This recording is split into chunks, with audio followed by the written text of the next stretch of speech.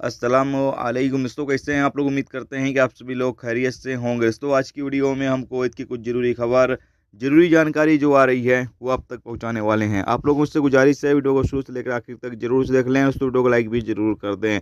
जो उस लाइक कर देते हैं तो हम दोस्तों का दिल से बहुत बहुत शुक्रिया। चलिए बढ़ते हैं अपडेट तरफ। पूरी क्या अपडेट आपको बताते हैं। सबसे पहली खबर, कुवैत में एक कुवैती नागरिक को गिरफ्तार किया गया है जो एक एक्सीडेंट के नतीजे में 3 लोगों की जान ले लेता है। यानी एक्सीडेंट कर देता है, इसकी वजह से 3 लोगों की जान चली जाती है। इसमें 2 नेपाली बंदे हैं और एक और गैर मुल्की है जिसकी अभी तक पहचान नहीं हो पाई है। तो 3 लोगों की, 3 गैर मुल्कियों की जान चली गई इस कुवैती नागरिक की वजह से, जिसकी वजह से इसको गिरफ्तार कर लिया गया है। अब इसके खिलाफ आगे जो भी कानूनी कार्रवाई है वो की जाएगी।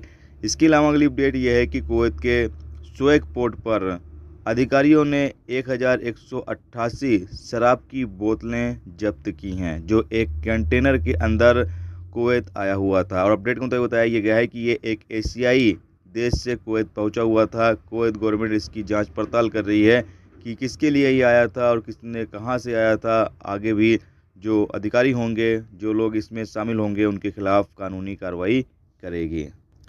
इसके अलावा अगली अपडेट यह है कि कुवैत में 16 मार्च को सुबह 5:57 पर सूरज निकलेगा और शाम को 5:57 पर सूरज डूबेगा भी। जैसा कि आप सामने स्क्रीन पर अपडेट जो है वो देख सकते हैं।